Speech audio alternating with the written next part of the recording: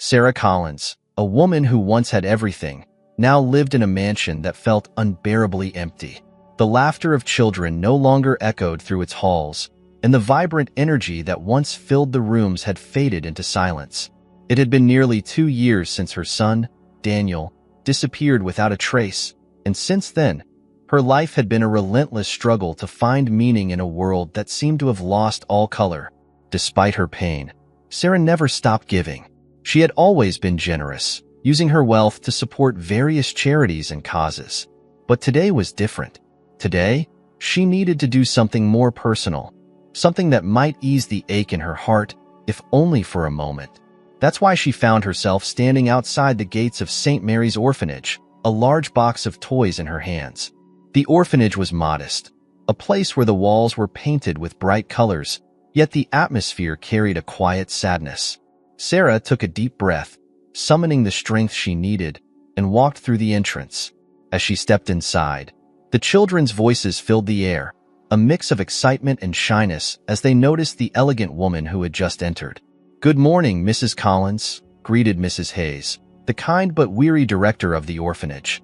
She was a woman in her 50s, with soft gray hair and eyes that spoke of too many years spent comforting lost souls. "The children have been eagerly awaiting your visit." Sarah managed a small smile, trying to hide the turmoil within her. "I've brought some toys," she said, her voice warm yet tinged with a sadness that Mrs. Hayes couldn't quite place. As the children gathered around, Sarah began handing out the toys, her heart both heavy and light at the same time. Each child's face lit up with joy, a sight that momentarily eased the weight she carried. She moved through the group, offering a doll here, a car there, her gaze drifting around the room until it landed on a boy sitting alone in the corner. He was small, perhaps 6 or 7 years old, with dark hair that fell over his eyes and a somber expression that didn't match the other children's excitement. He clutched a worn teddy bear tightly to his chest, his gaze fixed on the floor as if he were in a world all his own. Sarah felt a pang of empathy for the boy. He reminded her so much of Daniel at that age. Quiet, introspective, always holding onto his favorite bear. Her footsteps slowed as she approached him, her heart pounding in her chest. She knelt down beside him, her voice soft and gentle. "Hello there," she said, trying to catch his attention. "What's your name?" The boy looked up at her, his eyes filled with a sadness far beyond his years. "Timmy," he whispered, his grip tightening on the bear. Sarah smiled, though her heart ached. "That's a lovely bear you have there, Timmy. Is he your best friend?" Timmy nodded, not saying a word, his gaze dropping back to the floor. "Would you like a new toy to play with?" she asked, holding out a small truck, hoping to see some spark of interest in his eyes. But Timmy just shook his head, holding the bear even closer, as if it were a lifeline in a sea of uncertainty. Sarah felt a lump in her throat as she watched him, her mind racing with memories of Daniel. The resemblance was uncanny, not in appearance, but in the way Timmy seemed to carry the weight of the world on his small shoulders. Unable to shake the growing sense of unease, Sarah stood up and walked back to Mrs. Hayes, who had been watching the interaction from a distance. "That boy, Timmy," Sarah began, her voice unsteady. "He seems different from the others." Mrs. Hayes sighed, her expression turning somber. "Timmy has had a rough start in life. He was found abandoned in a park about a year ago. No one knows where he came from, and he's been very withdrawn ever since. That bear is the only thing that seems to comfort him." Sarah felt her heart clench. The bear, did he have it with him when he was found? Mrs. Hayes nodded. "Yes, it was the only thing he had. We've tried to give him other toys, but he only ever wants that bear." Sarah's mind began to whirl with thoughts she couldn't quite grasp. There was something about that bear, something familiar that she couldn't place. But before she could dwell on it further, Mrs. Hayes touched her arm gently. "Would you like to meet the other children? They've been looking forward to your visit." Sarah forced herself to focus, nodding as she followed Mrs. Hayes back to the group. But as she mingled with the children, handing out the remaining toys, her thoughts kept drifting back to Timmy and that bear. And in the pit of her stomach, a sense of dread began to grow, though she didn't yet understand why. As Sarah moved through the orphanage, handing out the last of the toys, She couldn't shake the image of Timmy clutching that bear. It nagged at her, a persistent feeling that something was off, though she couldn't quite put her finger on it. Once all the children had received their toys, the room filled with laughter and chatter. The sight was heartwarming, but Sarah's thoughts kept drifting back to the little boy in the corner. She found herself glancing at him more often than she meant to, watching as he sat there, still withdrawn, seemingly untouched by the joy surrounding him. After some time, Mrs. Hayes approached her with a smile. "The children really appreciate your visit, Mrs. Collins. It's not every day they get new toys." Sarah returned the smile, but it didn't quite reach her eyes. "I'm glad I could bring them some happiness," she replied, her voice distant. Mrs. Hayes noticed the slight change in Sarah's demeanor and followed her gaze to where Timmy Saturday. "He's a special one, isn't he?" she remarked softly. Sarah nodded, her heart heavy with a mixture of emotions she couldn't fully understand. "Yes, he is." There was a pause before Sarah asked, "Do you mind if I sit with him for a little while?" "Not at all," Mrs. Hayes said, stepping aside to give her some space. Sarah slowly made her way back to Timmy. As she approached, she noticed how small he looked in the oversized chair, his feet barely touching the floor. He didn't look up when she sat beside him. His attention was entirely focused on the bear in his arms. "Timmy," Sarah began gently, "would you like to tell me about your bear?" Timmy didn't respond immediately. He stroked the bear's fur absently, as if lost in thought. Finally, he whispered, "His name is Mr. Snuggles." Sarah felt a shiver run down her spine. Mr. Snuggles. The name echoed in her mind, a name she hadn't heard in nearly 2 years. She fought to keep her voice steady. "Mr. Snuggles, that's a nice name. Did you name him?" Timmy shook his head. "No, my mommy did." The words hung in the air, heavy with unspoken memories. Sarah's breath caught in her throat. Daniel had called his bear Mr. Snuggles too. It had been his favorite toy, a constant companion since he was a toddler. But it couldn't be the same bear. It just couldn't. "Your mommy must have loved you very much," Sarah said, her voice barely above a whisper. Timmy's eyes welled up with tears, and he buried his face in the bear's fur. "I miss her," he mumbled, his voice muffled. "She's gone now." Sarah's heart broke for him. She reached out, placing a gentle hand on his back. "I'm so sorry, Timmy. I know how hard that must be." He looked up at her then, his eyes filled with a depth of sadness that no child should have to carry. "Are you missing someone too?" he asked, his voice trembling. Sarah felt tears prick her eyes. "Yes," she admitted, her voice thick with emotion. "I lost my son, Daniel, a little while ago." Timmy's gaze softened, as if he understood her pain. "Was he a good boy?" "The best," Sarah replied, her throat tightening. "He was kind and sweet, just like you." They sat there in silence for a moment, connected by their shared grief. Sarah couldn't help but feel a strange bond with this child, one that went beyond mere sympathy. It was as if they were tied together by something deeper, something she couldn't yet explain. She glanced at the bear again, a nagging thought clawing at the back of her mind. "Timmy," she asked carefully, "can I see Mr. Snuggles for a moment?" Timmy hesitated, his grip tightening on the bear. But something in Sarah's eyes must have reassured him, because he slowly handed it over. Sarah took the bear gently, her hands trembling. The fur was soft, worn from years of love and care. She turned it over, her breath catching as she saw the small patch on the bear's back where the fur had worn away completely. She knew that patch well. She had sewn it herself, trying to keep Daniel's beloved bear intact after it had been dragged through countless adventures. It was the same bear. Her mind raced, 1,000 thoughts crashing into each other. How did Timmy end up with Daniel's bear? What had happened in the year since Daniel disappeared? Her heart pounded in her chest, a mix of hope, fear, and desperation swirling inside her. Without thinking, Sarah let out a small gasp, her hand flying to her mouth as the realization hit her with the force of a train. "Oh my God," she whispered, the words slipping out before she could stop them. Timmy looked at her, his eyes wide with confusion and fear. "What's wrong, Mrs. Collins?" he asked, his voice trembling. Sarah stared at the bear, then at Timmy, struggling to find the words. She needed answers, but how could she ask without scaring him? How could she unravel this mystery without falling apart? Sarah stammered, her mind spinning. She was on the edge of something monumental, and she knew it. Timmy, do you remember where you got Mr. Snuggles? Timmy shook his head slowly. I've always had him. He's the only thing I remember having from before I came here. The room seemed to tilt, and Sarah had to steady herself against the armrest of the chair. This was more than a coincidence. This was a thread, a fragile, tenuous thread that might lead her back to Daniel. But the implications were terrifying. What if she was wrong? What if this was just another cruel twist of fate? She had to know the truth. She had to find out what had happened, no matter how painful it might be.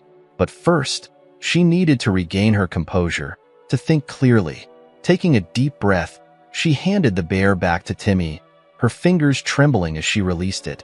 "Thank you, Timmy," she said softly, trying to mask the turmoil in her heart. "You take good care of Mr. Snuggles, okay?" Timmy nodded, clutching the bear close once more.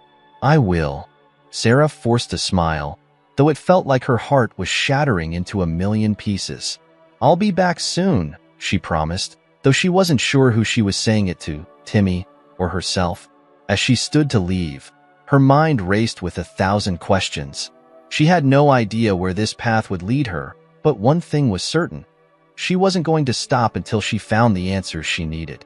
And as she walked out of the orphanage, the image of Timmy and that bear burned into her mind. She knew this was only the beginning. Sarah left St. Mary's Orphanage with her heart pounding and her mind reeling. The revelation about Timmy's bear had shaken her to her core, leaving her desperate for answers. As she drove away, her hands gripped the steering wheel tightly, knuckles white with tension. She replayed every moment in her mind, every detail of Timmy's sad eyes and his protective hold on Mr. Snuggles. It was too much to be a coincidence. There had to be a connection. Once she was home, Sarah found herself pacing the vast, empty rooms of her mansion, the silence pressing in on her from all sides. Daniel's absence had never felt more pronounced. Everywhere she looked, she saw reminders of him. The toys he used to play with, the art projects he'd proudly hung on the fridge, the bookshelves filled with his favorite stories. And now, Timmy had reawakened all that pain, bringing it back to the surface with a force she hadn't anticipated. Unable to sit still, Sarah grabbed her phone and dialed the number for her private investigator, Jack Donovan. She had hired Jack after Daniel's disappearance, desperate to find any lead that the police might have missed. Jack was good, relentless, even. But after months of searching, he had hit a dead end, and Sarah had been forced to accept that she might never know what happened to her son. But now there was a glimmer of hope. The phone rang twice before Jack's gruff voice answered. "Sarah? It's been a while." "Jack, I need your help," Sarah said, her voice strained. She didn't waste time with pleasantries. "I was at an orphanage today, and I met a boy. He had Daniel's bear. I'm sure of it." There was a pause on the other end of the line. "Daniel's bear? Are you certain?" "Yes," she insisted, the urgency in her voice unmistakable. It was Mr. Snuggles. The same worn patch on its back, everything. "Jack, I don't know how he got it, but I need to find out." Jack didn't hesitate. "Give me the details. I'll start looking into it right away." Sarah relayed everything she knew. Timmy's name, how he was found abandoned a year ago, the orphanage where he was staying. Jack listened intently, his mind already piecing together the fragments of information. "I'll dig into it," Jack promised. "But Sarah, you need to be prepared. This could lead nowhere, or it could open up old wounds. Are you sure you're ready for that?" Sarah closed her eyes, trying to steady her racing heart. "I don't have a choice, Jack. I need to know what happened." "All right," Jack said, his voice firm. "I'll be in touch as soon as I have something." After hanging up, Sarah felt a surge of determination. Jack would find answers, but she couldn't just sit around and wait. She needed to take action, to feel like she was doing something to get closer to the truth. She walked into Daniel's old room, the place she had avoided for so long because of the pain it held.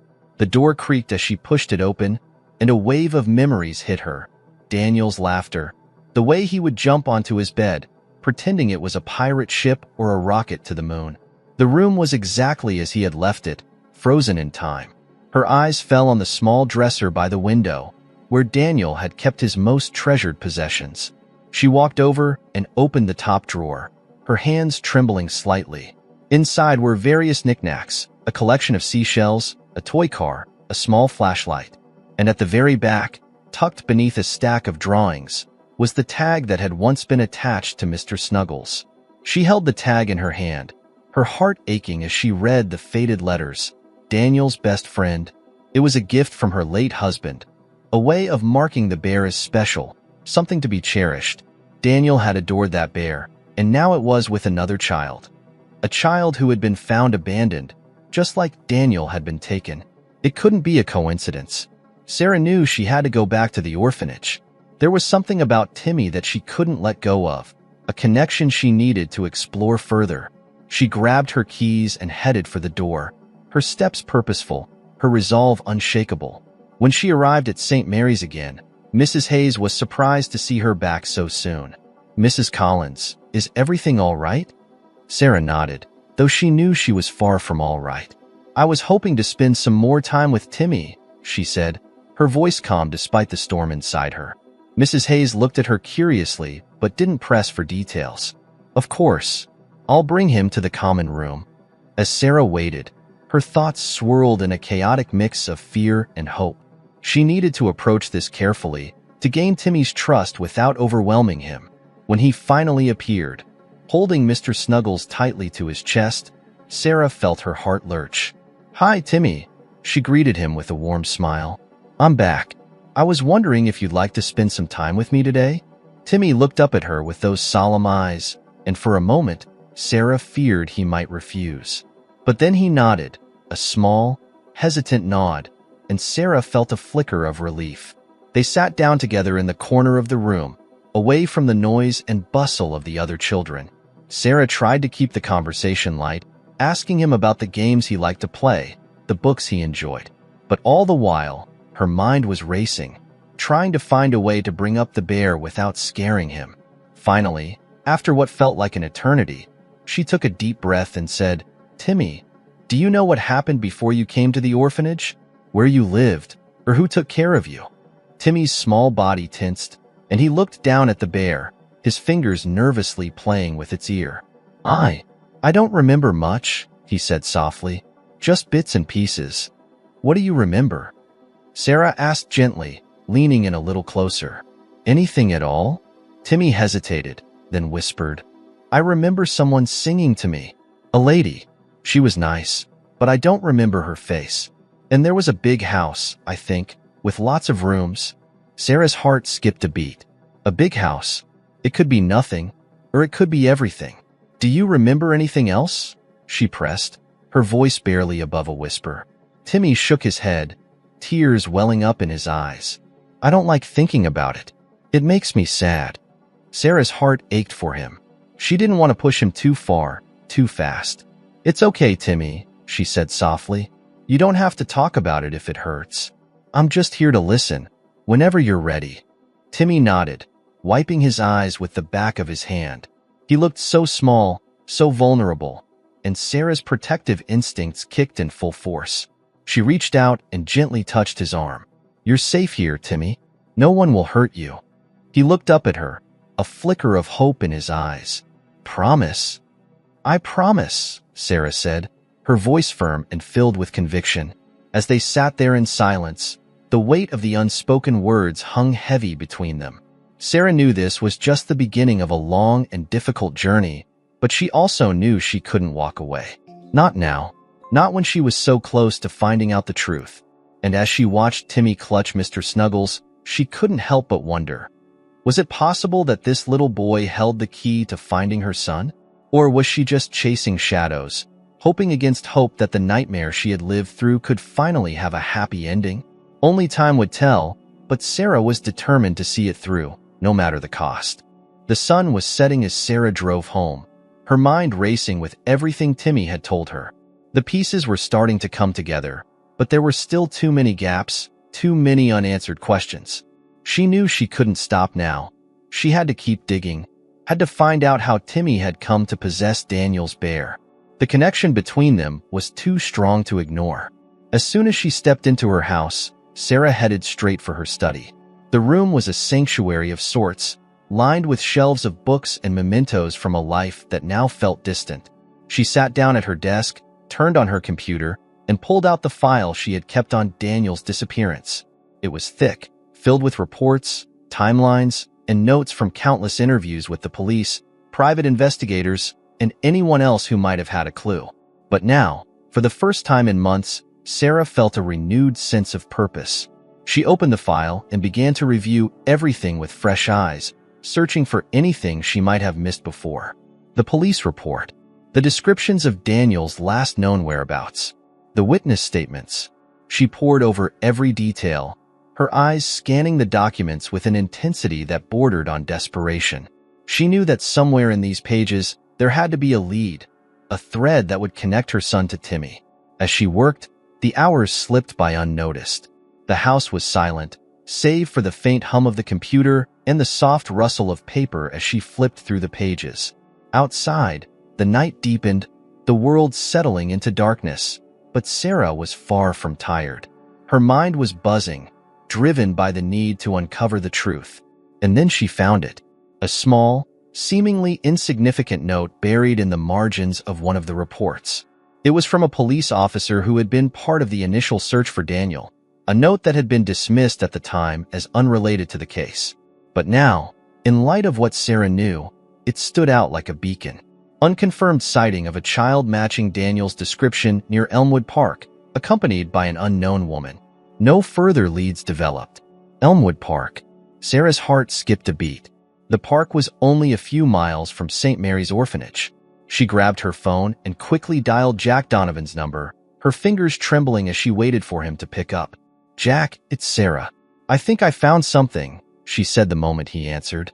"What is it?" Jack asked, his voice sharp and alert.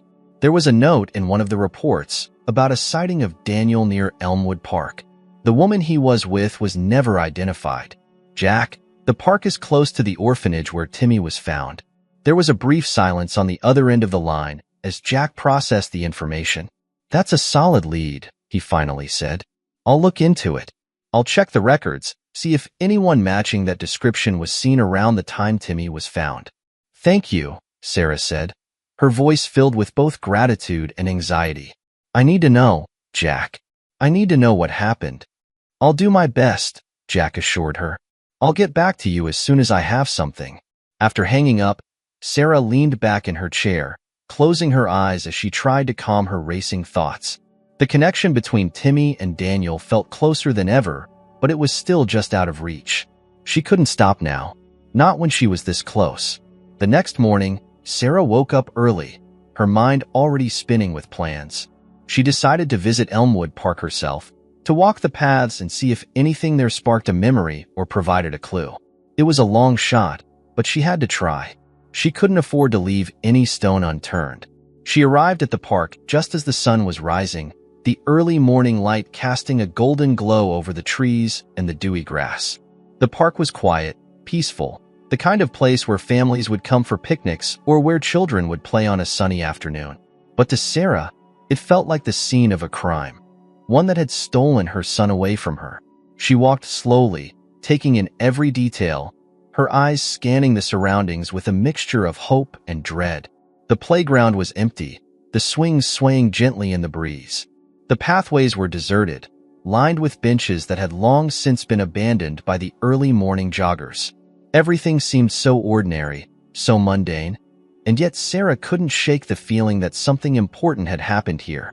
She made her way to the edge of the park, where the trees grew thicker and the path became less clear.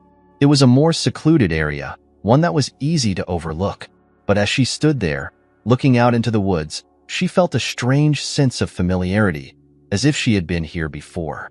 Perhaps she had, on some long-forgotten family outing with Daniel. Or maybe it was something else, something deeper. She stepped off the path, moving cautiously through the underbrush, her heart pounding in her chest. The trees closed in around her, the sounds of the park fading into the background.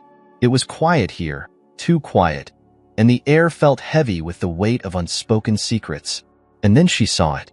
A small, weathered bench, almost hidden by the overgrown foliage. It was old, its paint chipped and peeling, but there was something about it that drew Sarah in. She walked over to it, her breath catching in her throat as she noticed the faintest trace of initials carved into the wood. DC, Daniel Collins. The initials were small, barely visible, but Sarah knew them instantly. Daniel had a habit of carving his initials into things. Trees, school desks, even the kitchen table at home. It was something he did when he was bored, or when he wanted to mark something as his own. Her hands trembled as she traced the letters with her fingers, the rough edges of the carving sending a shiver down her spine. This was it. This was proof that Daniel had been here, that he had sat on this bench, perhaps waiting for someone, perhaps trying to leave a message behind. But what had happened next? And who was the woman he had been seen with? The questions buzzed in Sarah's mind, louder and more insistent with each passing second. She knew she couldn't stay here much longer. The park was starting to come alive with the sounds of morning, the distant chatter of people arriving to enjoy their day. But she couldn't leave without finding out more. As she turned to leave, her phone buzzed in her pocket. She pulled it out, her heart skipping a beat when she saw Jack's name on the screen. "Jack?" she answered, her voice breathless with anticipation. "I found something," Jack said, his tone urgent. "The woman who was seen with Daniel at the park, there's a match in the system. Her name is Lucy Harrington. She was a foster parent for a while, but she disappeared around the same time Daniel did. No one's seen her since." "Lucy Harrington," Sarah repeated the name, her mind racing. "Do you have any idea where she might be?" "Not yet," Jack admitted, "but I'm following the lead. I'll keep you updated." Sarah thanked him and hung up, her thoughts swirling as she made her way back to the car. The pieces of the puzzle were starting to come together, but there were still so many missing parts. Who was Lucy Harrington, and what had she done with Daniel? And why had Timmy ended up with Daniel's bear? As she drove away from the park, Sarah couldn't help but feel a sense of urgency building inside her. She was getting closer, but with every step forward, the stakes seemed to rise. Time was running out. She could feel it. But no matter what, she wasn't going to stop until she found out the truth. For Daniel, for Timmy, and for herself. The drive back from Elmwood Park felt endless, despite Sarah's foot pressing hard on the accelerator. Her mind was consumed by the new lead, Lucy Harrington. Who was she, and how was she connected to Daniel? The possibility that this woman had something to do with her son's disappearance sent shivers down her spine. When she arrived home, the house felt even more oppressively quiet than usual. Sarah dropped her keys on the table and immediately called Jack, hoping for an update. The phone rang several times before he answered. "Sarah, I've been digging," Jack said, his voice grave. "Lucy Harrington is a ghost. After she disappeared, there was no trace of her. No credit card activity, no new address, nothing. It's like she vanished into thin air." "But she must be somewhere," Sarah insisted, her voice taut with frustration. "People don't just disappear." "I agree," Jack said, "but finding her won't be easy. I've contacted some old friends in law enforcement, but it's going to take time." Time. The word echoed in Sarah's mind like a warning bell. How much time had already been lost? How much longer could she wait, knowing that every passing day might mean more distance between her and the truth? "I'll keep you posted," Jack added. "But in the meantime, try to stay calm." Calm? How could she stay calm when she was on the verge of discovering what had happened to her son? But Sarah knew Jack was right.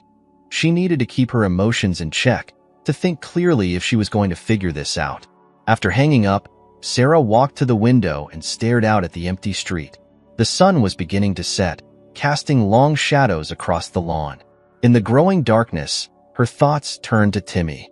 How much did he know? How much could he remember? She needed to talk to him again. But this time, she couldn't afford to be gentle. She had to get answers, even if it meant pushing him a little harder. It was a risk, but she was running out of options. The next morning, Sarah returned to St. Mary's Orphanage with a new resolve. She was greeted by Mrs. Hayes, who seemed pleased to see her again. "Back so soon?" Mrs. Hayes asked, her tone light but curious. "I'd like to spend some more time with Timmy," Sarah said, trying to keep her voice steady. If that's all right. Of course, Mrs. Hayes replied. He's in the playroom. I'll take you to him. As they walked through the halls, Sarah felt a sense of unease settling in her chest. She was about to ask a young boy to relive memories that might be painful or confusing, and the thought weighed heavily on her. But she had to know. When they reached the playroom, Sarah saw Timmy sitting alone by a window, staring out at the world with Mr. Snuggles in his lap. The other children were playing nearby, but he seemed completely detached, lost in his own thoughts. "Timmy," Sarah called softly as she approached him. He looked up, his eyes lighting up with a hint of recognition. "Mrs. Collins," he said, managing a small smile. "Do you mind if I sit with you?" Sarah asked.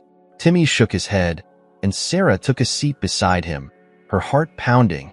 She had to tread carefully, but she couldn't let this opportunity slip away. "Timmy," she began gently, "I've been thinking a lot about what you told me the other day, about the lady who used to sing to you. Do you remember anything else about her?" Timmy's face tightened, and he hugged the bear closer to his chest. "She was nice," he said quietly, "but I don't remember her name." Sarah nodded, her mind racing. "Do you remember where you lived with her? What the house looked like?" Timmy hesitated, his brow furrowing in concentration. "It was big," he said slowly, "and there were lots of trees outside. But I don't know. It's all fuzzy." Sarah's heart ached for him. He was so young, too young to fully understand the memories he carried. But she had to press on, had to find a way to bring those memories into focus. "Timmy, what about before you came to the orphanage? Do you remember how you got here?" A shadow passed over Timmy's face, and he looked down, his fingers nervously picking at the bear's worn fur. "I remember being scared," he whispered. "I was in a car, and it was dark. The lady, she was crying." Sarah's breath caught in her throat. "Crying? Why was she crying, Timmy?" "I don't know," he said, his voice trembling. "She just kept saying, 'I'm sorry, I'm so sorry.' And then she wasn't there anymore." Sarah felt a cold chill run down her spine. This was more than she had hoped for, more than she had dared to imagine. But it also raised new questions. If Lucy Harrington had taken Daniel, why had she abandoned Timmy? What had gone so wrong that she felt the need to apologize? "Do you remember anything else, Timmy? Anything at all?" Sarah asked, her voice soft but urgent. Timmy shook his head, tears welling up in his eyes. "I don't want to talk about it anymore," he mumbled, burying his face in Mr. Snuggles. Sarah placed a comforting hand on his shoulder, her heart breaking for him. "It's okay, Timmy. You don't have to talk about it if you don't want to." He nodded, still clinging to the bear as if it were his only anchor in a confusing world. They sat in silence for a few moments, the weight of their conversation hanging heavy in the air. Sarah knew she had pushed him as far as she could for now. She had to let him process, to let him find some sense of safety again. But the pieces were starting to fall into place, and Sarah's mind was already working on the next step. She needed to find Lucy Harrington. She was the key to everything. If Sarah could find her, she might finally get the answers she had been searching for all these long, painful months. But even as she thought about it, doubts crept in. What if Lucy was gone for good? What if the trail went cold again? And what if, in the end, the truth was more devastating than she could bear? Sarah looked at Timmy, his small frame huddled against the window, and felt a surge of protectiveness. She had to be strong, not just for Daniel, but for Timmy too. He had been through so much, and he needed someone to fight for him. She stood up, her resolve hardening. "I'll be back soon, Timmy," she promised, though she wasn't sure if he was listening. As she left the orphanage, Sarah's mind was a whirlwind of emotions. She knew the road ahead was going to be difficult, and the answers she sought might come with a heavy price. But there was no turning back now. She had come too far, and as she drove away, the sun dipping low in the sky, Sarah couldn't help but wonder, what would she do when she finally found the truth? The days that followed felt like a blur to Sarah. Every waking moment was consumed by the search for Lucy Harrington, the woman who held the key to unraveling the mystery surrounding Daniel's disappearance and Timmy's past. The world outside her investigation seemed to fade away, leaving her with only one focus: finding the truth, no matter what it took. Jack worked tirelessly, using every resource at his disposal to track down any trace of Lucy. But as days turned into a week, Sarah's hope began to waver. Lucy Harrington had indeed become a ghost. No addresses, no bank transactions, no social media activity. It was as if she had simply ceased to exist. Sarah's frustration grew with each dead end. She spent long hours in her study, staring at the walls covered with photos, notes, and timelines, trying to piece together the puzzle that had become her life. The weight of it all pressed down on her, threatening to crush the fragile hope she still clung to. But she refused to give up. Not now. Not when she was so close. One morning, just as Sarah was beginning to feel the strain of exhaustion, her phone rang. She grabbed it, seeing Jack's name on the screen. Her heart skipped a beat as she answered. "Jack, tell me you have something," she said, her voice tight with anticipation. "I do," Jack replied, his tone serious. "It's not much, but it's a lead. I found a property registered under Lucy Harrington's name. It's a small cabin in a remote area upstate. It hasn't been used in years, according to the records, but it's worth checking out." Sarah's pulse quickened. "Where is it?" Jack gave her the address, warning her that the cabin was in a secluded area, miles away from any town. "I'll meet you there," he said. "It's better if we go together." "No," Sarah said, determination hardening her voice. "I need to go now. I can't wait any longer." Jack hesitated. "Sarah, it could be dangerous. We don't know what we're walking into." "I don't care," Sarah insisted.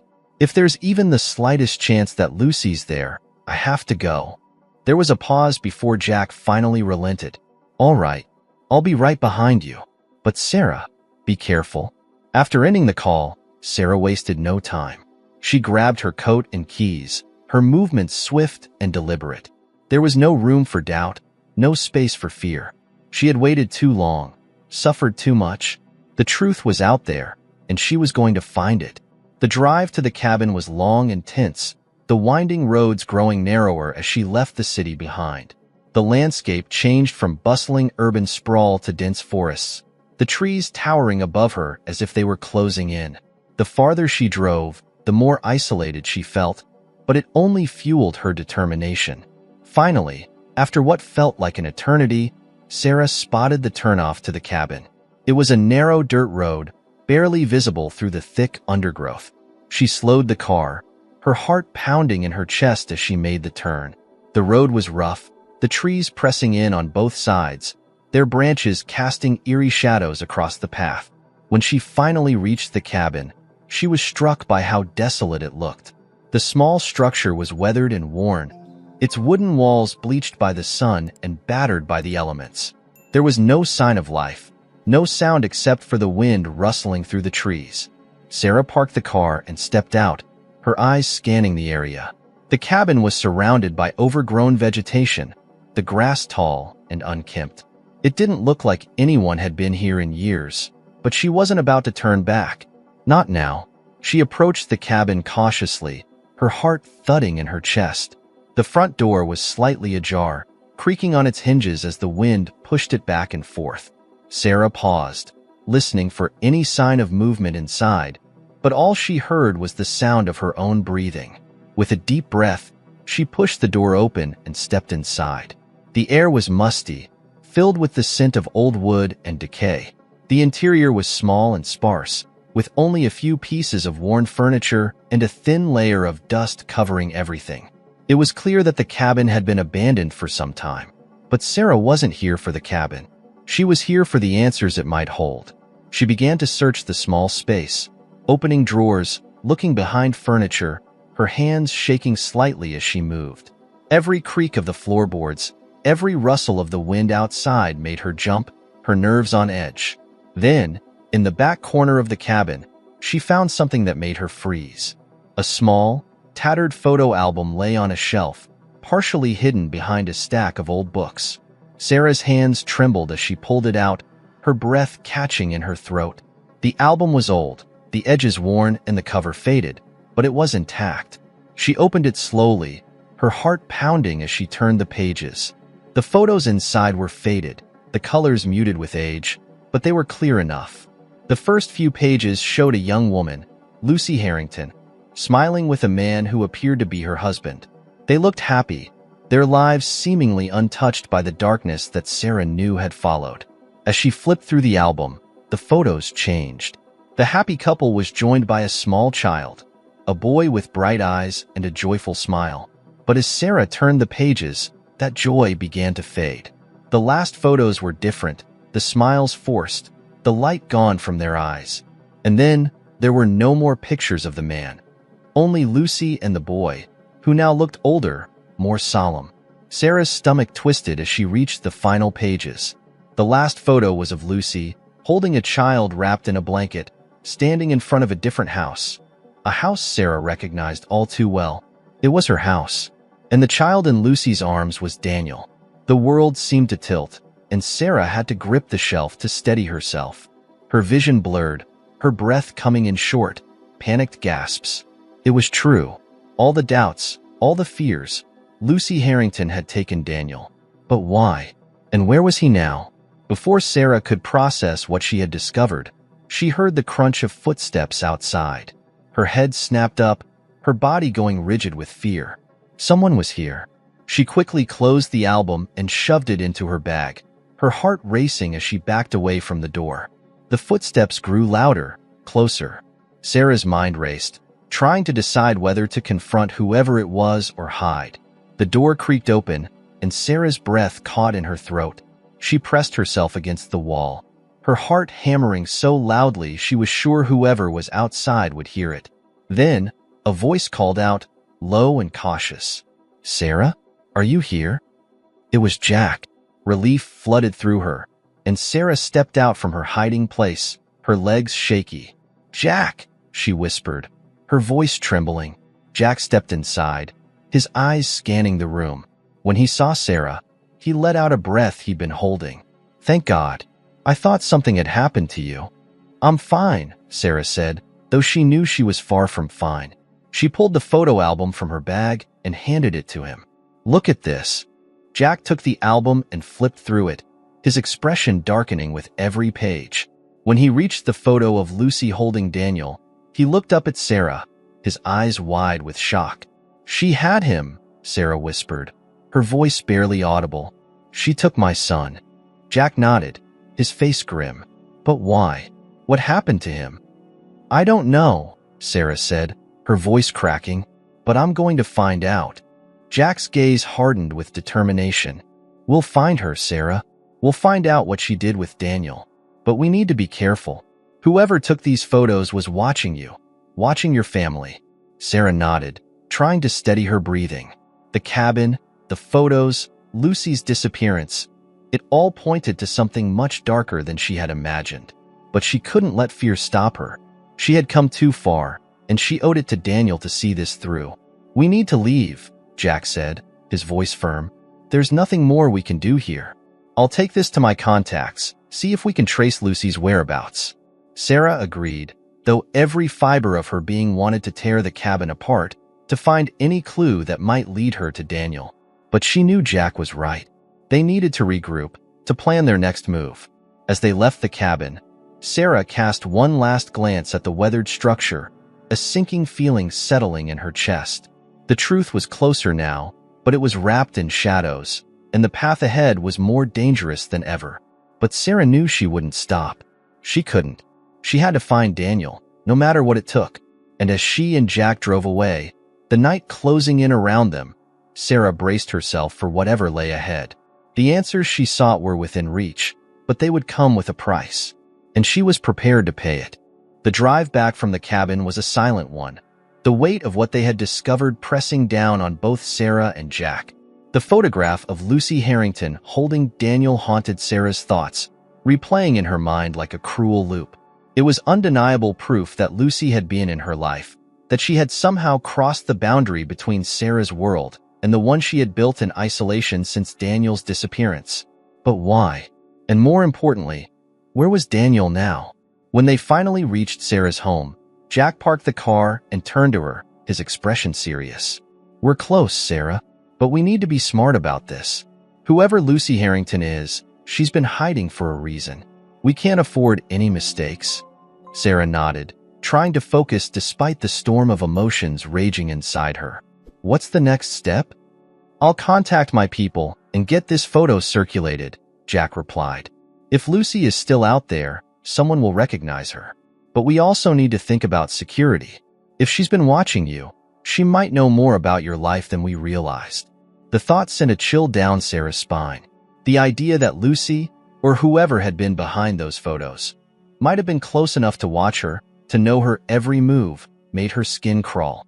But there was no room for fear now. She had to stay strong. Okay, Sarah said, her voice steady. Let's do it. Jack gave her a reassuring nod before getting out of the car. They walked up the steps to Sarah's front door, and as she unlocked it, a sense of unease settled over her. The house felt different somehow, too quiet, too still. Do you want me to stay for a while? Jack asked, sensing her hesitation. Sarah shook her head. No, I'll be fine. You focus on tracking down Lucy. I'll take care of things here. He studied her for a moment, then nodded. Call me if you need anything. I'll keep you updated. With that, Jack left, and Sarah was alone. She stepped inside, closing the door behind her, and leaned against it, letting out a shaky breath. The house felt emptier than ever, the silence almost oppressive. She wandered through the rooms, her footsteps echoing in the stillness, her mind racing. She found herself back in Daniel's room, drawn there by a force she couldn't resist. The room was exactly as she had left it after her last visit. The bed neatly made, the toys arranged just so, as if waiting for a child who would never return. Sarah stood in the doorway, her eyes tracing every detail, her heart aching with a familiar pain. But this time, there was something different. This time, she wasn't just mourning. She was determined to find him, to bring him back, no matter what it took. She sat down on the edge of Daniel's bed, her hands gripping the soft fabric of his blanket. She needed to think, to process everything that had happened. Lucy Harrington had taken her son. But why? What had driven her to commit such a terrible act? And where was Daniel now?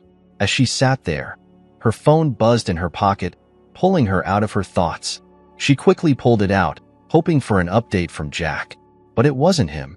It was a text message from an unknown number.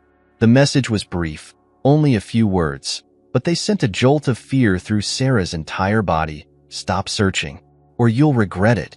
Her heart pounded in her chest as she stared at the screen, her hands trembling. Someone was watching her. Someone who knew exactly what she was doing. Her first instinct was to call Jack, but something stopped her. Whoever had sent the message might be watching her right now. If she made a sudden move, if she called for help, it might trigger something far worse. Instead, she quickly deleted the message, her mind racing.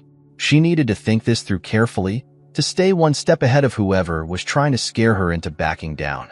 But she couldn't do this alone. She needed someone she could trust, someone who wasn't as closely tied to the investigation as Jack. And she knew just who to call. Sarah dialed the number, her fingers shaking slightly. The phone rang twice before a familiar voice answered. Hello? Anita, it's Sarah, she said, trying to keep her voice calm. I need your help. Anita Patel was one of Sarah's oldest friends, a lawyer with a sharp mind and a fierce loyalty. They had met in law school and had stayed close ever since, despite the ups and downs of their lives. If there was anyone Sarah could count on, it was Anita. Sarah?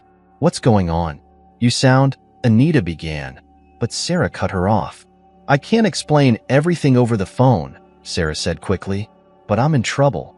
I need you to come to my house. Now. There was a pause, and then Anita's voice grew serious. I'm on my way.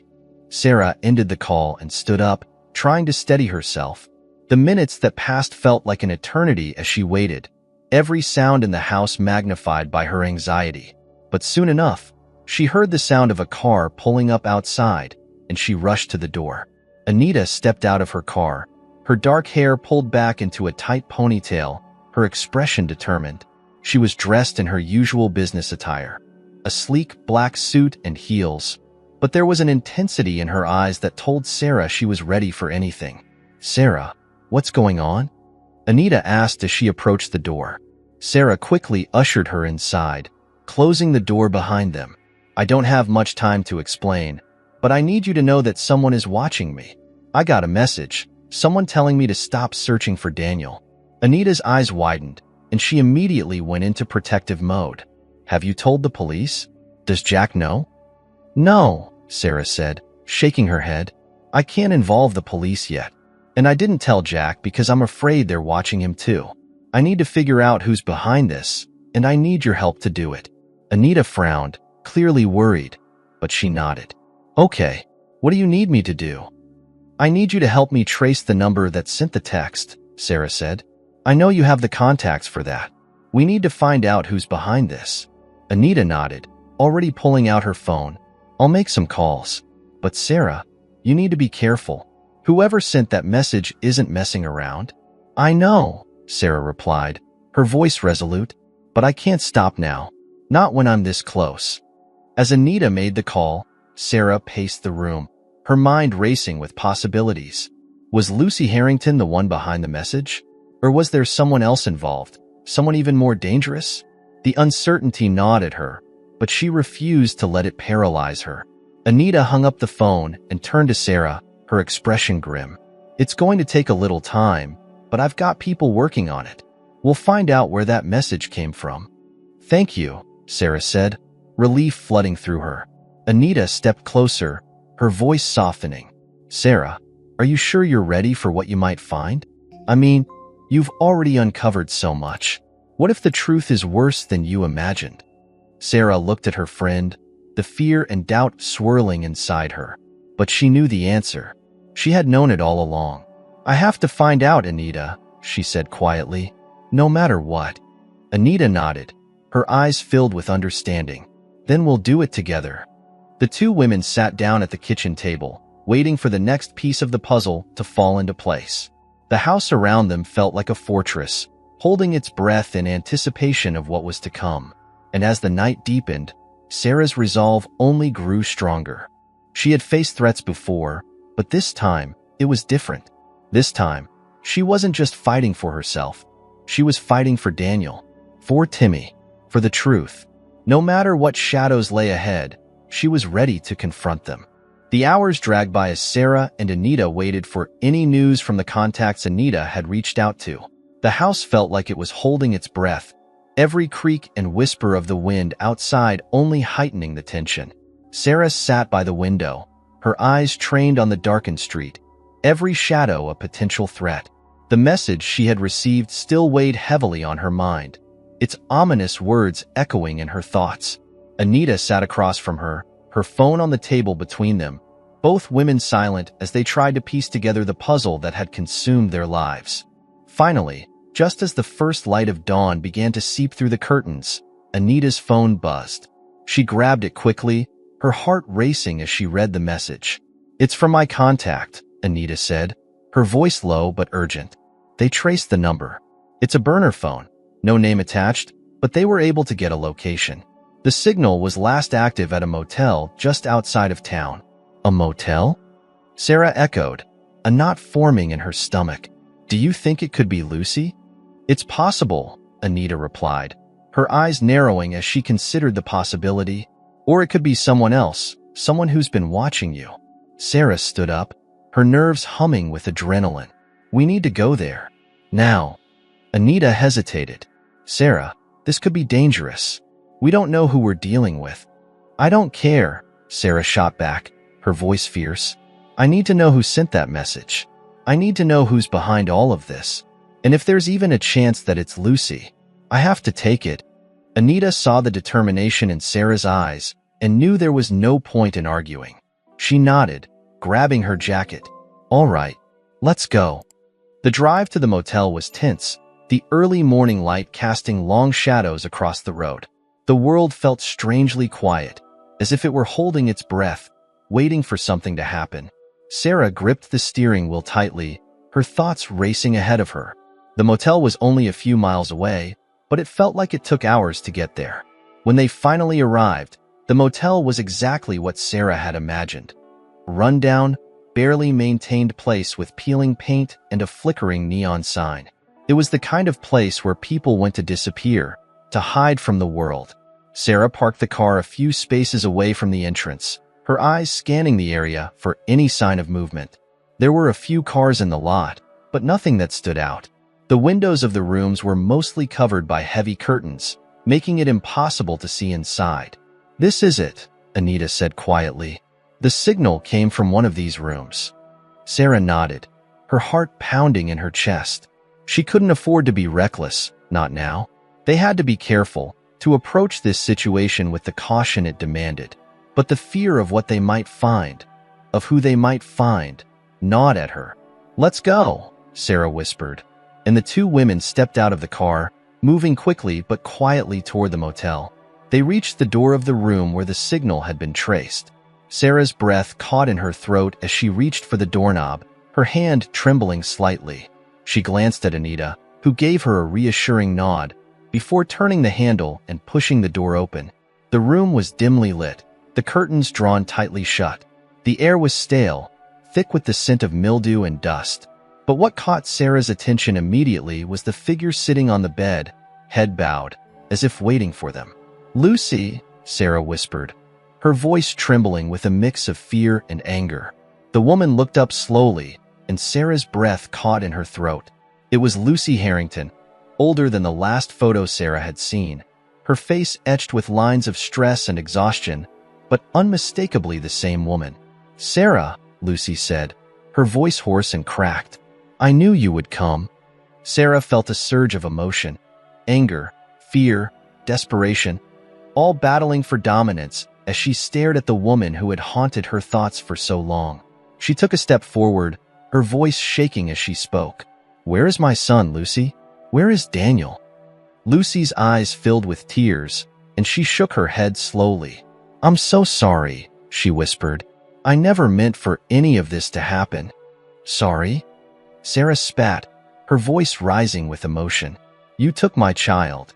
You took him from me, and you expect me to believe that you're sorry? I didn't have a choice." Lucy cried, her voice breaking as she stood up from the bed. "I had to protect him. I had to keep him safe." "Safe?" Sarah repeated, her mind reeling. "What are you talking about? Safe from what?" Lucy's hands trembled as she wiped at her eyes, her expression filled with a deep, painful regret. "There were people, dangerous people. They were after him. After you. I had to take him, Sarah. I had to keep him away from them." Sarah's world seemed to tilt on its axis. None of this made sense. "What people? What are you talking about?" "People who would do anything to hurt you," Lucy said, her voice barely a whisper. "I was working for them at first, but then I realized what they were planning, what they were going to do to you and Daniel.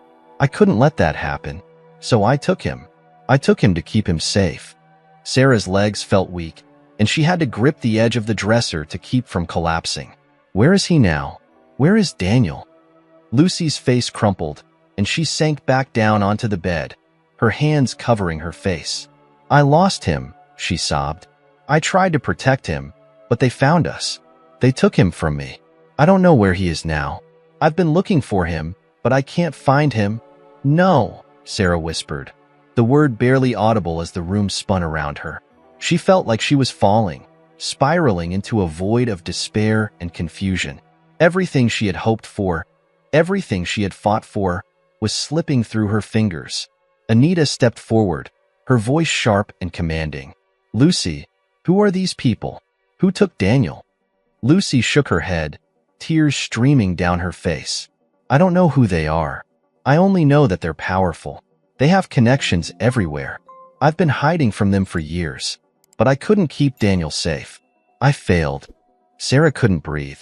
She felt like the walls were closing in on her, the air thick and suffocating. "This can't be happening," she whispered, her voice breaking. "This can't be real." "It's real," Lucy said, her voice trembling. "And it's not over. They're still out there, Sarah. They're still watching you. That's why I sent the message, to warn you. You have to stop looking for Daniel. It's the only way to keep him safe." "No," Sarah said, shaking her head as she backed away. "I can't stop. I won't stop until I find him." "Sarah, please," Lucy pleaded, her voice desperate. "If you keep searching, they'll come after you. And if they find out you're close, they'll kill him." Sarah's world shattered. The fear, the anguish, the unbearable weight of what Lucy was saying crushed her. The thought of losing Daniel forever, of never holding him again, was more than she could bear. But the alternative, giving up, abandoning her search, was impossible. She couldn't live with herself if she didn't try to find him, to bring him home. "I won't give up," Sarah said, her voice trembling but resolute. "I'll find him, no matter what it takes." Lucy looked at her with a mixture of sorrow and admiration, as if she knew there was no way to change Sarah's mind. "Then be careful," she whispered. "They're closer than you think." Anita stepped forward, her hand gently resting on Sarah's arm, grounding her. "We need to go, Sarah. We need to regroup, figure out our next move." Sarah nodded numbly, her mind reeling from everything she had learned. She turned to leave, but before she could take a step, Lucy called out to her. "Sarah," she said, her voice trembling with emotion. "I'm sorry. I'm so sorry." Sarah didn't respond. She couldn't. The words caught in her throat as she walked out of the room, Anita close behind her. The door closed behind them with a soft click, and as they stepped outside into the cool morning air, Sarah felt a wave of despair wash over her. But beneath the despair, there was still a flicker of hope. A small, fragile hope that Daniel was out there somewhere, waiting for her to find him. And as long as that hope remained, Sarah knew she couldn't stop. She wouldn't stop. Sarah and Anita drove back in a tense, suffocating silence. The morning light filtered through the trees, casting dappled shadows across the road, but Sarah barely noticed. Her mind was a whirlwind of fear, hope, and determination, all colliding in a storm of emotions that left her breathless. Lucy's words echoed in her mind. "They're closer than you think." The idea that these mysterious, dangerous people were watching her, ready to strike at any moment, sent a chill down her spine. But she couldn't let that fear stop her. Daniel was still out there, and she was closer than ever to finding him. "We need a plan," Anita said, breaking the silence as they pulled up to Sarah's house. Her voice was calm, but the worry in her eyes was unmistakable. "We can't just charge in blind." Sarah nodded, trying to focus. "Lucy said they're watching me. That means they're already one step ahead. But if we can find out who they are, we might be able to turn the tables."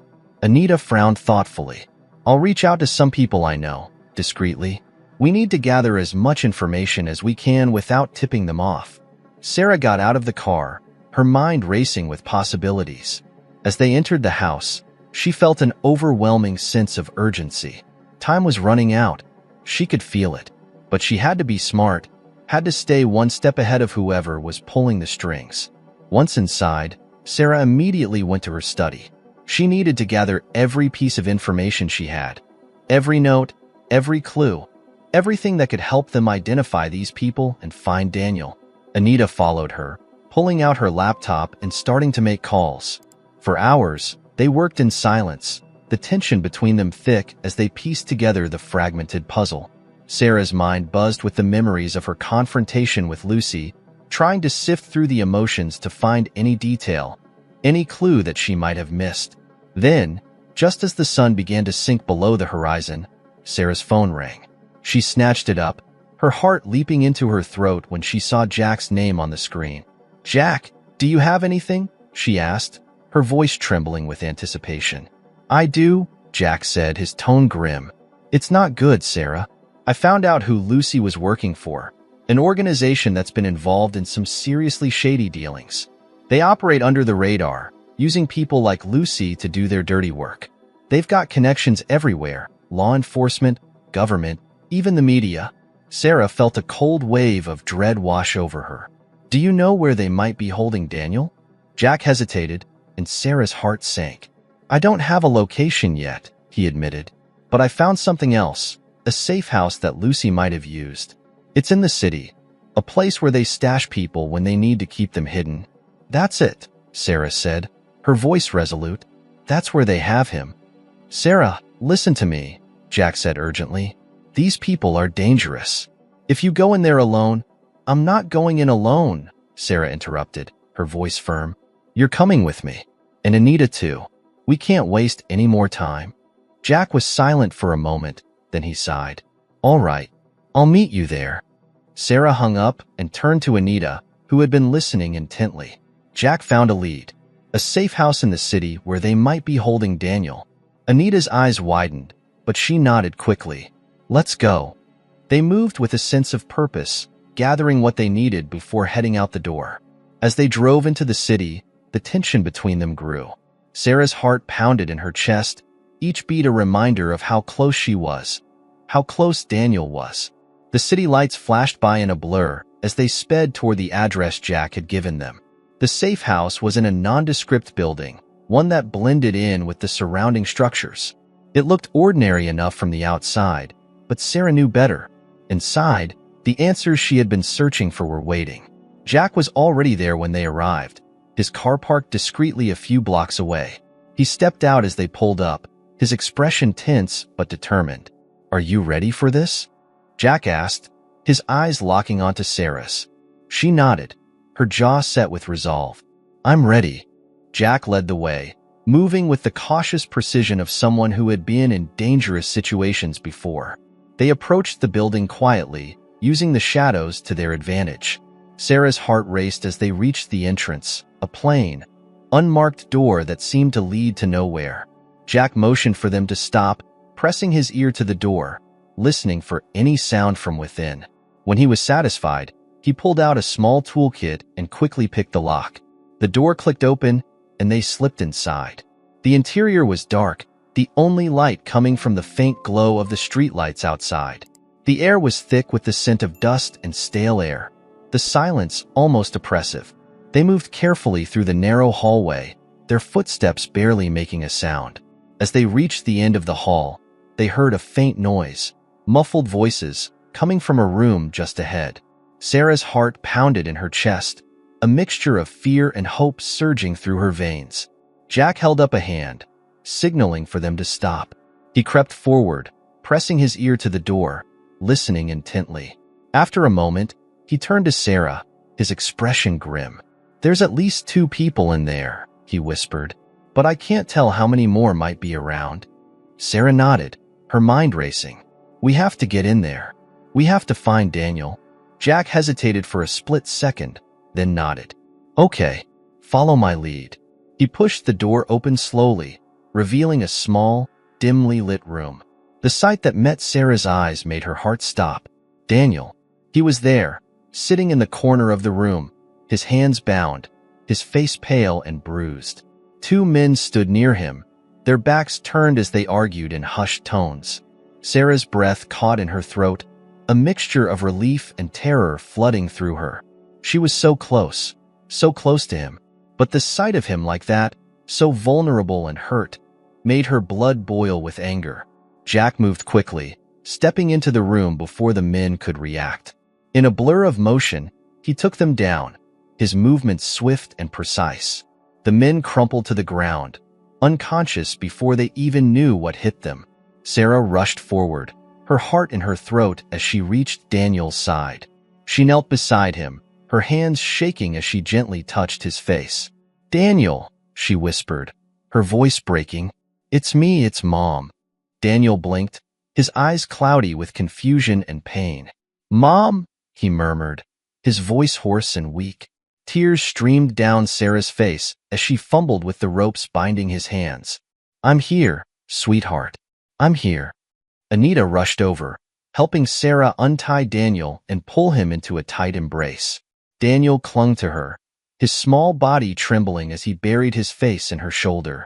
"I was so scared," he whispered, his voice trembling. "I thought I'd never see you again." "I'm here now," Sarah whispered, her voice thick with emotion. "You're safe. I promise you're safe." As they held each other, the reality of what they had been through began to sink in. The danger wasn't over. There were still people out there who wanted to hurt them, to take Daniel away again. But in that moment, none of that mattered. They had found him. Sarah had found her son. Jack and Anita stood watch, their eyes scanning the room for any sign of more threats. But the building was silent, the danger seemingly past, for now. "We need to get out of here," Jack said quietly, his voice urgent. "There might be more coming." Sarah nodded, still holding Daniel close. Let's go. They moved quickly, Jack leading the way as they slipped out of the building and back into the night. The air was cool, the city quiet as they made their way back to the car. Daniel clung to Sarah the entire way, his grip on her never loosening. As they drove away, the adrenaline slowly began to fade, replaced by an overwhelming sense of relief. They had done it. They had found him. But as they left the city behind, Sarah couldn't shake the feeling that this wasn't the end. There were still questions that needed answers, still shadows lurking in the background, waiting to strike. But for now, she pushed those thoughts aside. They were safe. Daniel was safe. And that was all that mattered. As they reached the safety of Sarah's home, she carried Daniel inside, her heart swelling with love and relief. He was exhausted, his small body worn out from the ordeal, but he was alive. He was with her. As she tucked him into bed, Daniel looked up at her, his eyes filled with a mixture of fear and hope. "Mom, are we really safe now?" Sarah smiled, brushing a lock of hair from his forehead. "Yes, sweetheart. We're safe. I promise." He nodded, his eyelids drooping with exhaustion. "I love you, Mom," he whispered, his voice barely audible. "I love you too, Daniel," Sarah replied, her voice thick with emotion. "More than anything in the world." As Daniel drifted off to sleep, Sarah sat beside him, watching over him as the weight of everything they had been through finally began to lift. The shadows of fear and doubt still lingered, but they were no match for the light of hope that had returned to her life. She knew there would be more challenges ahead, more battles to fight, but she was ready. As long as she had Daniel by her side, she could face anything. And as the first light of dawn began to creep through the window, Sarah allowed herself to finally breathe, to finally feel the peace she had been searching for all this time. They were safe. They were together. And that was all that mattered.